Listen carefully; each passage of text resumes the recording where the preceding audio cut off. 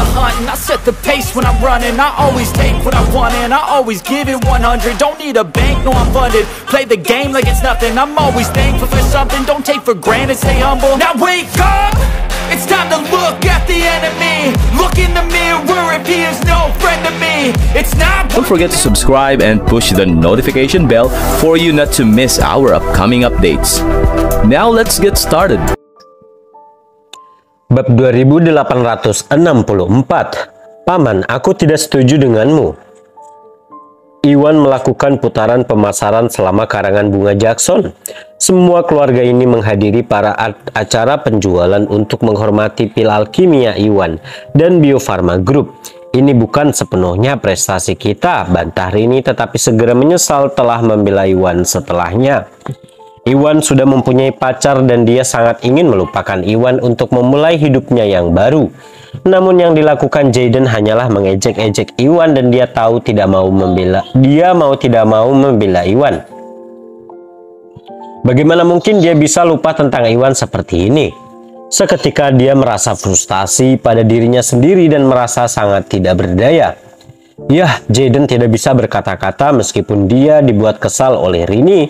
Kalib berdiri di samping dan dia tidak berani menghina Iwan lebih jauh karena takut membuat Kalib kesal. Karenanya dia hanya bisa menutup mulutnya.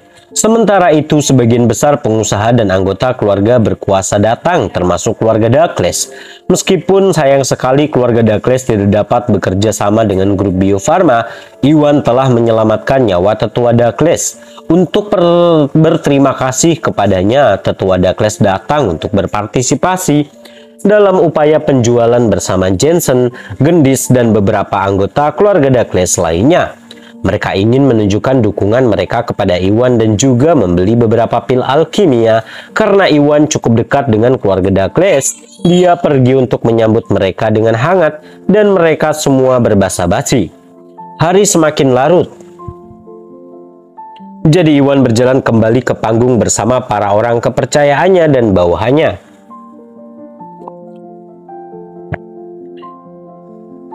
Di belakang panggung, Iwan bermaksud menjadi tuan rumah acara penjualan bersama Yuni, karena ini adalah acara penjualan pertama di wilayah barat. Namun sebelum dia naik ke panggung, teleponnya tiba-tiba berdering.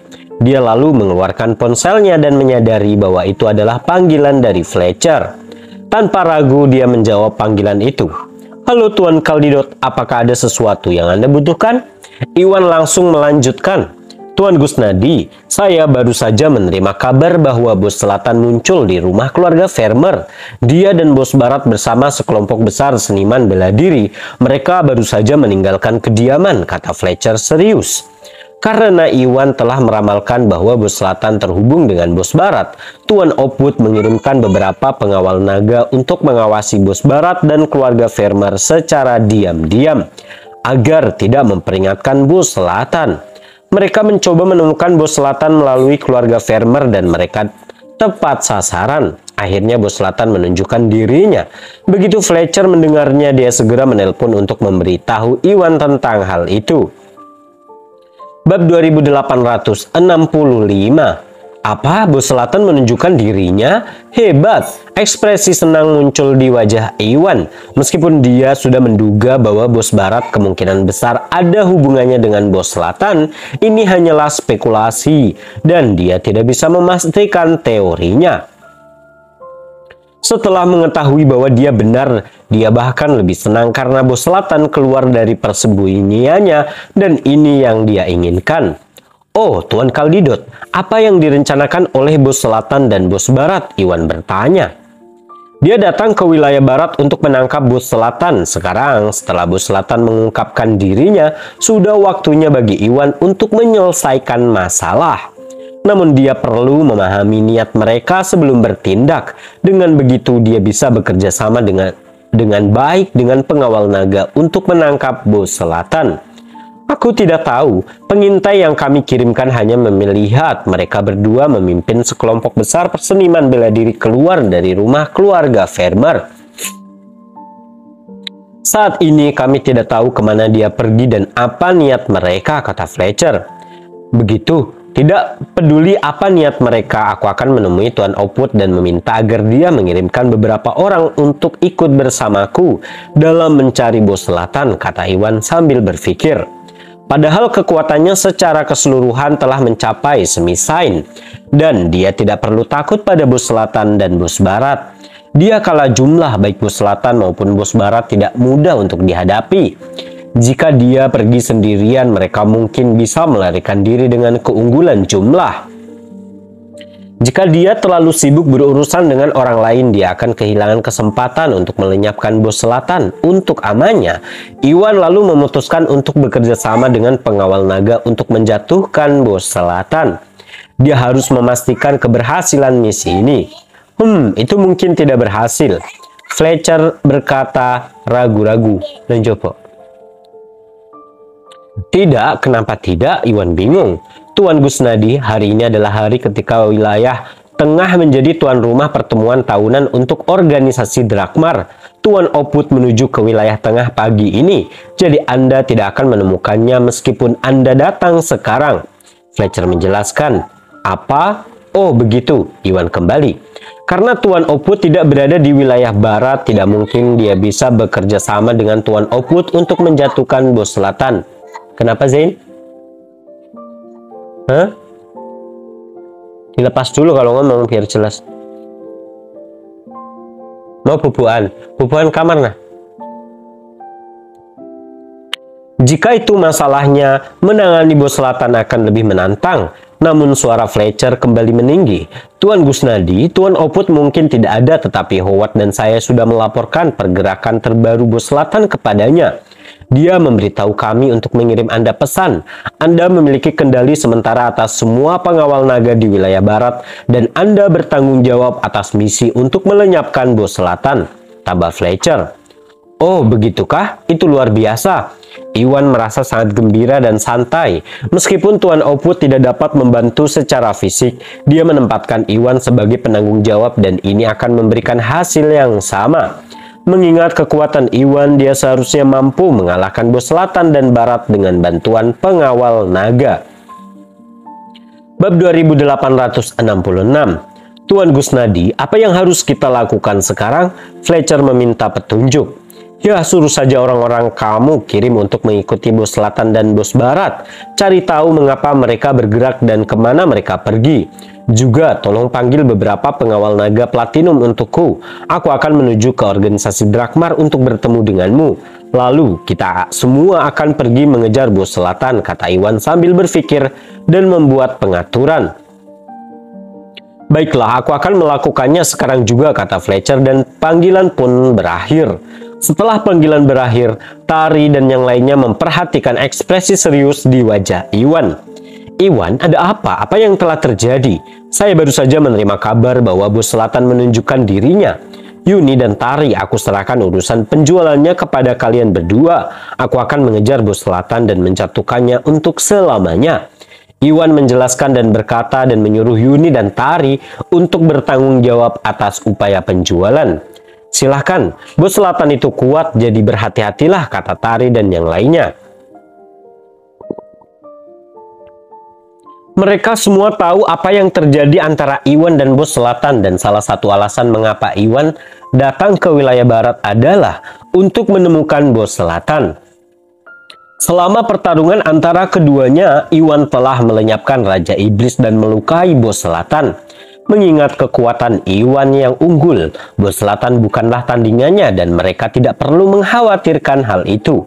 Tetap saja, bos selatan juga cukup tangguh dan mereka masih merasa perlu mengingatkan Iwan untuk berhati-hati. Aku tahu, jangan khawatir, aku akan berhati-hati, Iwan tersenyum dengan meyakinkan. Iwan, hari ini sudah berakhir. Keluarlah dari sini dan terimalah nasibmu. Saat itu terdengar suara gemuruh. Felton dan selusin seniman bela diri menyerbu masuk dari luar. Itu Felton Farmer. Apa yang dia lakukan di sini?